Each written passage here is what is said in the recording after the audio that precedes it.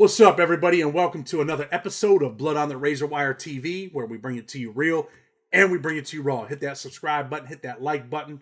Got a guest on today that he's getting ready to go to jail today, go to prison. He was involved in the Trump, insurrection thing. But we're going to talk about it. We're going to discuss it. Sam, tell the people who you are, tell them where you're from, and talk a little bit about your situation and your story, bro. Hey, what's going on, guys? Love the show. Thank you, Chad, for having me on. Love what you do, man. Mad respect to you. I went to the fucking Trump rally. He was like, "Come down. It's going to be a wild rally." I've never been to a political thing in my life, and I just went down there because I love America and I don't want to see it go to shit. And I went down there. Trump. I didn't even really like his speech. I got a fucking hamburger, and I'm sitting there eating a hamburger, and I see all these people like marching up, the street to the Capitol building. They're like, "Yeah, let's go to the fucking Capitol." And, I'll be honest with you, at the time I'd been drinking a bit. Everyone was it was like a party environment. No matter what they tell you, like, it was a very positive, fun environment for the most part. And so I'm walking up there, and then I just see shit just popping off. Like, it was fucking, dude, that shit was crazy, dude. Like, I'm getting there. People are like smashing in windows, and like they're climbing on the scaffolding, and they're unrolling like Trump flags on the Capitol. And I'm just like, damn, dude, that's fucking crazy. And they're saying like USA, USA. And, I didn't take any part of any of the fucking destruction or anything like that. I think the majority of the people there thought that was fucked up. I think the whole situation was pretty fucked up, to be honest with you, because at the time it didn't seem like that big of it. It seemed like it got a little out of control because people felt like the election was stolen. So they were pissed off. And I think fairly understandably, after they just experienced the summer of love where half the country burned to the fucking ground. So they felt like, let's just let loose. Or I don't know, like they just got a little carried away. I don't think any of the destruction of property or stealing shit or hurting people was cool. But, I didn't take part of any of that. So anyway, I took a selfie on the steps. And I wrote, remember that, the government works for you. You don't work for the government, which is how it should be, in my opinion. And I posted on Facebook, I guess like a fucking idiot. And then I left. And then later, I had all these people that were saying I was a terrorist. And I'm like, I just didn't take it seriously. I thought that was fucking stupid. And I'm like, where were you calling, people burning down cities terrorists? I'm a terrorist because I went to a rally. Okay. So I didn't take it seriously. So fast forward, I'm living upstate New York. I have my firearms that are up there that I purchased in a store and filled out the paperwork and everything, did, everything I had to do. I thought that was proper. And my roommates had a fight. My roommate actually put a knife to my other roommate's neck, and I had to get the fuck out of there because I wasn't trying to live there after that. So I packed up all my shit. Here's where I fucked up. I asked a buddy of mine who lived in the city if I could stay with him for a couple days. I packed up all of my things, including, my firearms. I, locked them up. They were unloaded. They were in a case and everything like that. I get to the city. I'm there for a couple days, just working and figuring out where I'm going to move to. And the next thing I know, I go out to get a fucking sandwich, and like 30 Joint Terrorism Task Force, FBI agents, military guys point fucking rifles at me, arrest me at gunpoint, zip tie my hands. They bring me down to the FBI office at MDC, and they interview me. I gave them an interview, and they seized all my electronics. They did a full investigation on me. They charged me with a misdemeanor trespassing. That was what they charged me with initially. And then they were like, they denied my bond. and they locked me up in administrative segregation, MCC. My first time in prison. I've never been in trouble before, and then that was just the beginning. You say you never been in trouble before, right? And they jump out on you. Obviously, they were watching you, and I want to ask you a little bit about that day, though. Was your adrenaline pumping? You said it was like a party environment at first, and people are smashing shit. I've been to prison when things get crazy, they get out of control. Your adrenaline starts pumping. You're like, oh shit! You're excited. Yeah. I mean, did you feel excited at the time? Well, yeah. I was like, this is fucking. I thought they're gonna, you can interpret this how you want. I thought it was fucking cool to see, like, there must have been 1 million people there that supported Trump, and Americans of all races, colors, and creeds. And I was just pumped to see that, dude. Like, I'm here in New York and there's no support of the country. So I was there and I was just happy to see people that were, yeah. And then when it started kicking off, they actually shot like fucking smoke grenades at us, different rounds of grenades. You heard the big boom, boom, and the fucking tear gas came out. And it was just getting crazy. So, yeah, I was excited at the time. I was like, wow, this is fucking crazy. Yeah. So, I mean, they paint this picture of you and you use that T word. I don't like to use that on here, but it's fine. They're coming after you as if you're this maniac, right? But really, you're not. You're like, you're a father. You work a job. What type of work do you do, man? I run a moving and handiwork business. Before this, I ran an internet business where I taught men about dating. And yeah, I mean, I work 16 hours a day. Anybody that knows me knows that's what I do. And, I'm a Christian. I go to church. I chair an AA meeting. I don't think I'm a bad guy. I don't know. But, do you think that they had to, like, tie people up, man? Like, say, hey, man, we got to do something about this. People are pissed off. The other side, the Democrats, they're pissed off. We got to start arresting people. Do you think that's how they felt? Honestly, man, I don't agree with it, with what they're doing. I think that the way they treated those people and the events of that day just don't add up to me. I don't think it was fair. I don't think that what they did and how they treated the people of that day, including myself, is fair, to be honest with you. I mean, I'm taking responsibility for what I did. I made a mistake. It was a mistake. I'm not trying to run away from that, but I just think it's kind of harsh, But a lot of people get treated harsh, so I can't really complain. I mean, there were some, there were people that were killed down there, people that were injured, cops that were injured. I mean, how do you feel about that? Yeah, it's fucked up. I mean, anybody that swung at a cop and hit the cop, I mean, that's not good. And I also saw, cops, I actually saw them kill a guy. I saw him push a guy off the stairs. He was climbing up like this long, high staircase, maybe about 30 feet up in the air. And I saw him just push him off. He just pushed him off. I saw him fall like 30 feet. He died.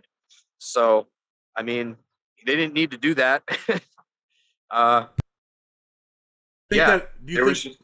you think that affected you seeing stuff like that down there? Yeah, a bit.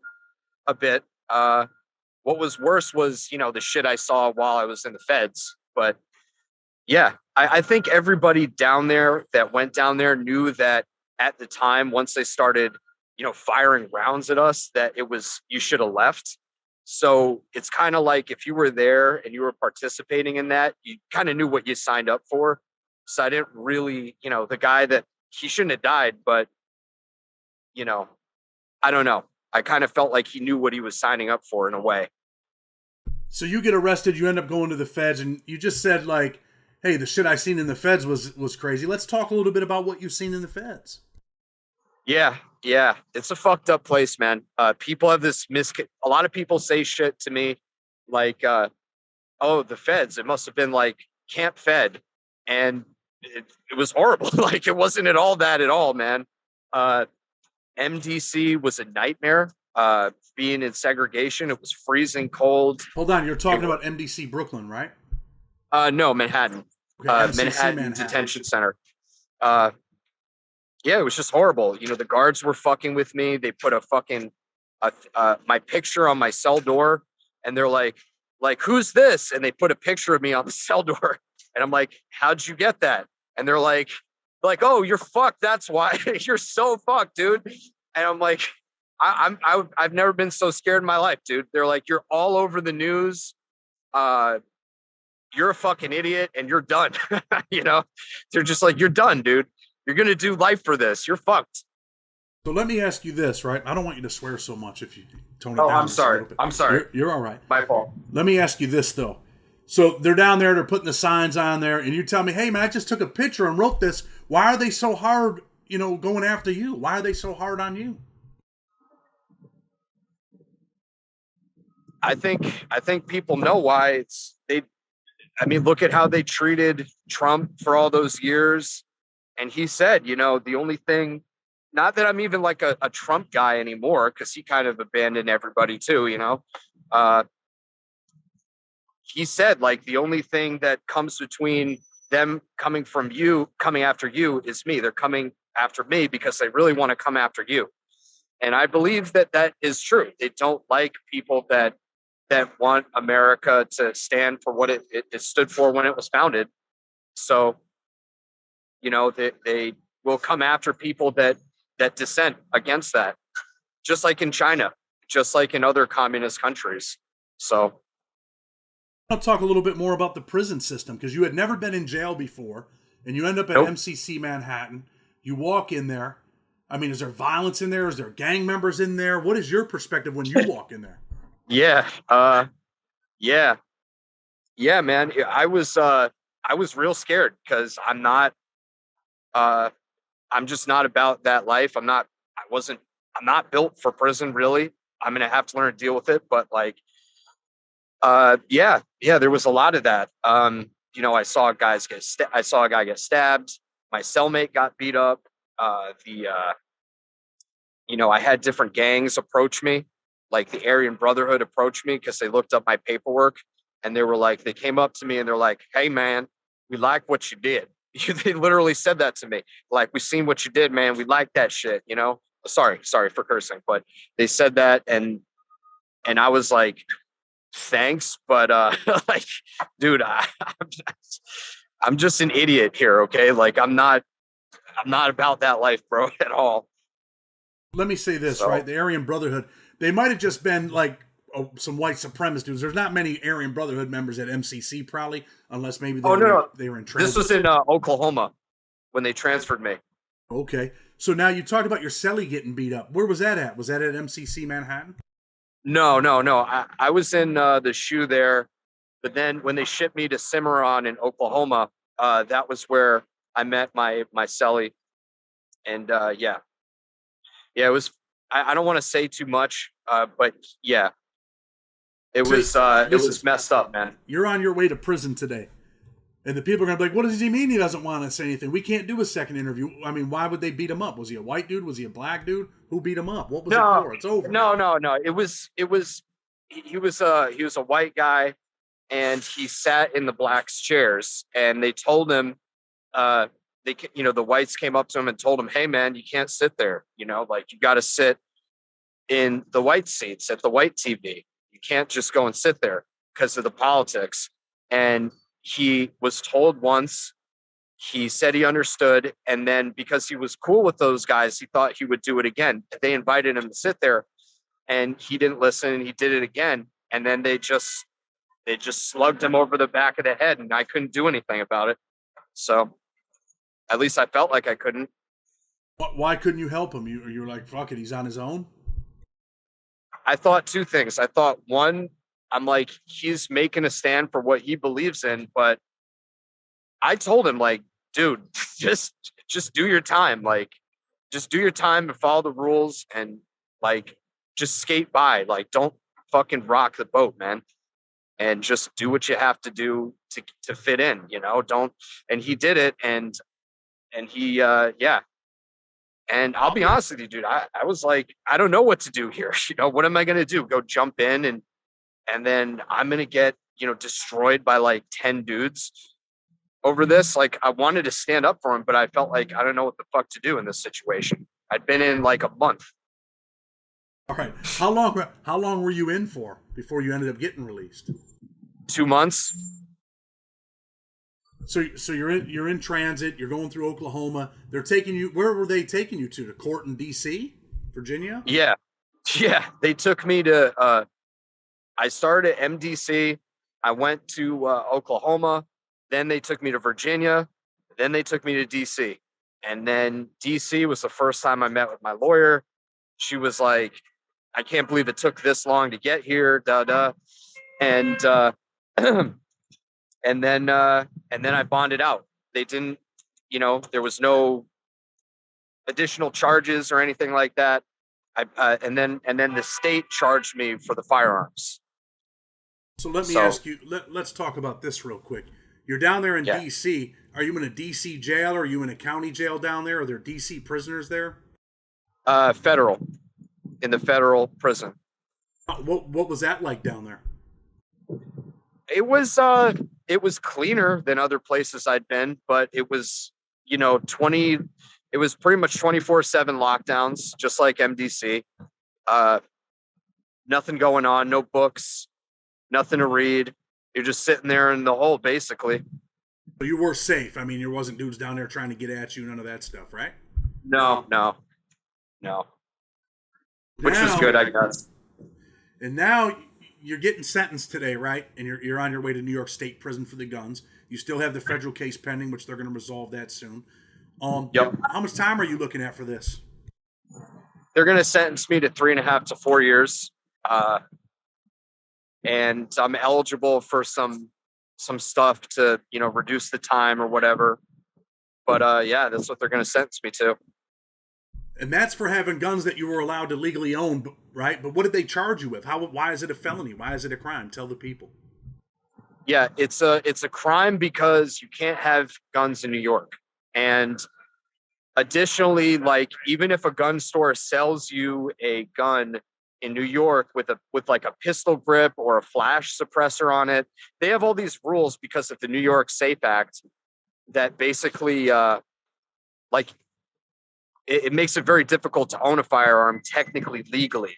So even if you buy it at a store, you think that you're good, you may not be. You may not be in compliance with everything from there. So because of that, and because mine had a detachable magazine, they call it an assault weapon, a high capacity assault weapon, because it had a 30 round clip in the AR-15, which is standard, but these are the rules here. So, and then having it in the city is a B-level felony. You get 15 years for it. So you can't have that in New York City. You could face up to 15 years, but you take a plea, you're going to state prison, and you told me that you felt like this prosecution was really based off of what happened in D.C., right? So they're like, we're going to put the screws to this cat. We're sending this dude to jail. He has legal firearms, but you know what? He violated this, he violated that because he had the magazine that was over. He had these other stipulations that he violates under New York state law, which they don't ever arrest people for unless you have a situation where they can bang you, right? Yep. Are you worried about going to New York State prison? I'm not worried about it because I can't control it, I mean, the only thing I can control is, my thoughts and, try to just get through it. Let me ask you this, because I know in the beginning you were a little bit worried because you reached out to me. You've seen Blood on the Razor Wire. You shoot me a couple messages like, hey, man, what's it like there? And I tell you kind of what New York State prison is like. And I spent 4 years of my life there. Then I ended up going to federal prison. But, I kind of give you the rundown what it's like. In the beginning, you were a little bit nervous, correct? Yeah, absolutely. Absolutely. I'm not trying to seem tough or anything. I think I'm just honestly at this point worried out. Like, I spent so much time worrying about it that I can't do it anymore, But yeah, I hate prison is prison is a nightmare. Sorry. So the people probably want to know, how old are you? I'm 33. You're 33 years old, on your way to New York State prison for maybe 3 or 4 years. Maybe you'll get out if you're lucky in 2.5, right? You'll be 35, 36. What are your plans moving forward when you walk out of prison? Well, I set myself up pretty good because I worked 7 days a week, for the past year since I got released. I learned, the moving business. I moved I learned the handiwork business. I spent every day, I bought like a tool a day, and I watched a lot of YouTube videos on trades. And when hopefully in there, I'll be able to learn some trades or something like that, and read a lot, write a lot. And when I get out, I'm just going to, continue to grow my business. My business was doing well, which really sucks. But my business was doing well, and I have to put it on pause, but at least I know how to do it. And when I get back out, I'm just going to get back into what I was doing before, hopefully better. But you got to have a plan. Do you have kids? Yeah, I have a daughter. Yep. You have a daughter, and she's going to be without her father. What about her mother? Are you in a relationship with her mother? No.